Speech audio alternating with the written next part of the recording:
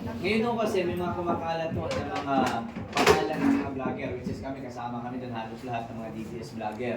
Ayon po sa mga kumakalat po na ito, picture na nakalagay lahat ng pangalan ng mga DPS vlogger, ay umano, pinapahanap kami, then yung lahat ng mga vlogger kasi gusto daw mag-gorgor. So, Totoo. what's your opinion about this? May listahan. Dating pulis at saka dating ano din sa PDEA. Wala ka din sa mga yan. Bakit wala si Placido Pilosopo? Alam nyo, pagka gugurgurin ka, hindi na sasabihin. Tama. Kasi ako, Oo nga, no? halimbawa, kung ako, no, dukuting kita, hindi ko sasabihin. Totoo. Hindi mo mamamalaya na nasa tabi mo. Ganon sila. Kaya pagka gugurgurin kayo, hindi na mag-aano sa mag-focus. Hindi na, paparinig kayong biglas. Or, tsetsepuhan ka na makukuha ka ng yanong-yano at saka ka ipapakarinig. Lalo na nandun yung pangalan mo, sir. Oh my God. Alam nyo, sa akin lang, pagka ako tinodas, papasalamat pa nga ako. Kasi pahinga na, pero hindi na ako maglalaban. Hindi na ako maglilinis ng bahay. Wala nang magagalit sa akin. Di ba? Tahimik na. Thank you ba? Di ba? Sir Verdel. Sir Verdel. So, May ano yung GC ba ang opinion mga niyo, sir, vloggers? sa Wala mga kasi kami. vlogger kasi hindi may iwasan yung Thank mga you. vlogger na natatakot. Oo. Kaya maniwala doon. Kaya maniwala doon. Yung mga... Ano, Baka yung mga sinisindak ganyan, lang tayong yung mga vloggers. pagbabanta, wala yan. Ang mga gagawa, tahimik lang. Nakatawa lang rin, nakamiti lang sa iyo. Kung ako kung ako kukunin kita, hindi wala ni ano no, ni ano mang katiting na indicator. Hindi mo mararamdaman kasi unang-una ang trabaho ng maggugurgor, i-avoid yung detection. Ina-avoid yan na Oo. ma-detect mo sila. Or, Kasi pag na-detect ka na target mo, hindi, mahihirapan ka. Mahihirapan ka. Kung ako gugurgor, hindi... Makakapag-prepare gagawa ko no? ng paraan para hindi mo ako ma-detect. Ganun lang yun, vice versa. Tsaka idagdag ko doon, dito Okay, JM, no? sir. Kasi meron tayong mga pulawan, mga vloggers. Di ba kayo? Dapat isipin din natin na sila din yung mga nasa likod nito, magpapakalat nito. Pwede. Pakita nyo. Eh sino ba yung numero unong panay nating namumura dyan? Sino ba yung mga numero uno na panay nagtotrolling sa atin? Eh di yung mga pulangawan. Diba? Kaya ako, pagkamat sinasabi ni Tito JM na kung talaga may gagawin sa atin, gagawin na lang yan. No, mas makakabuti pa rin po na mag-ingat tayo. Yeah. At kahit may banta o wala, dapat nating mag-ingat. Dapat tayo mag-ingat dahil alam naman na natin ang major at pag-uugali ng administrasyon na to. Wala sa tamang team. Kung ang mga malalaking tao kaya nilang gurgurin, Yeah. mas more tayo pa rin. Ito, second advice. Yeah. Kahit na sinong laman, kay dilaw, kay pula, kay verde, o ano man, ignore. Ignore. Mentras nyo binabanggit, mentras nyo pinapansin, mas lalo Ginaganahan. natutuwa yan. Oo. Ignore nyo lang. Para mawalan sila ng isa. Kahit anong paninirapan ng mga yan, huwag yung pansinin. Ituring yung hindi nyo nakikita, ituring yung hindi nyo nababasa. Pag pinansin mo yan, tuwang-tuwa yan mo na yan. Magmumukha kang pagito.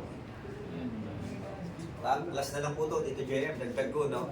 Kung ang ating PIDEA agent Morales, no, talagang diretsahan, inimbestigahan pa sa Senado, kinasuhan, no, hindi natatakot na magugor, ano lang ba tayong mga vlogger na nagpaparting lang naman ng totoong ulat sa bayan?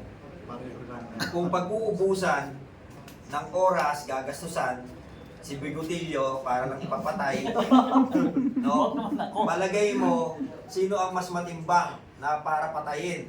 Si Bigotillo o si J.M. Morales? Si J.M. Morales ang itutumba. So kung ang ating PIDEA agent hindi takot, no, nakikita ninyo, lumalabas, walang kasama. Lalo na si Botillo. Tayo mga madungis lang tayo na mga vlogger eh. Palagay ba ninyo pag-aaksaya nila tayo ng panahon? So yan, isang uri yan ng pananakot nila para tumigil tayo. Ayun. Kaya kayo nandito dahil maisog kayo. Yun.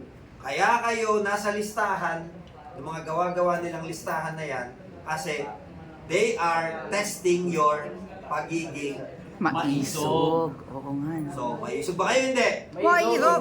Kasi pagka kayo hindi na nag-vlog, natakot kayo, Hindi ka ang maisog. tawag na sa inyo, mausog Matalaw na, matalaw. So yan po, yung agent natin. Basta yun Eh, lang. sir, para naman dun po sana follower po namin kasi nagtatanong po siya kanina. Seems like the name is Reco Dums. Sabi po niya doon, gusto niyang itanong kasi nadulas si Sandy ko na silent martial law sa Davao. Ngayon, kung magkakaroon ng martial law, paano naman daw po sila na nakikipaglaban kung sakaling meron ng martial law at ano nang mangyayari sa Maisog?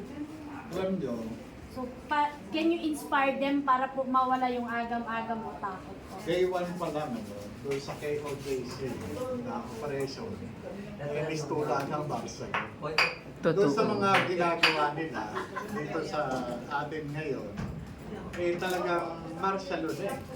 Diba? Ngayon, ang tanong, ibabalik ko sa kanila. Ano yung ginagawa nila? Diba? Bakit kayo pumapayag?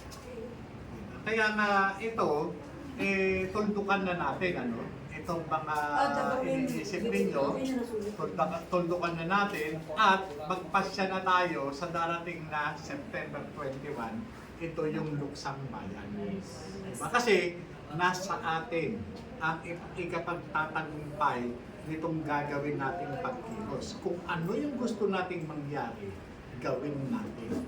Huwag na tayo magpatumpit-tumpit. Diba? Lahat ng mga iniisip natin, lahat ng mga pangarap natin, itodo na natin. Itodo na natin. Dahil tatanggalin natin yung empleyado natin na walang ginawa kundi ipahamak ang bansa natin. At panghuli na lang. Thank you. Sige. Okay, sir. Sige, sir. Alam niyo po kasi, ang kamatayan, parte yan ng life cycle. Yeah. Kasi pagka hindi tayo namatay, hindi na kumpleto yung life cycle natin. Ngayon, katulad ng palagi ko sinasabi, lagi po kayong kasama sa mga leaders board natin. Lagi kong ginigising yung kamalayan ng mga kababayan natin na maalala nila yung isang dakilang obligasyon natin sa ating bansa na nakasulat doon sa titik na liriko ng pambansang awit. So, kung ikaw takot kang mamatay nang dahil sa bayan mo, hindi ka Pilipino at wala kang karapatan na maging isa totoong Pilipino. Kasi sabi nga sa isang kanta, sabi nila may anting-anting ako. Yeah. Pero di nila alam Na Diyos ang na Diyos ang dugo ko. Yan po ang maisog. Magandang gabi sa inyo lahat. Thank you, Sir GM. Maraming salamat. Bye-bye. Maraming salamat, Sir GM.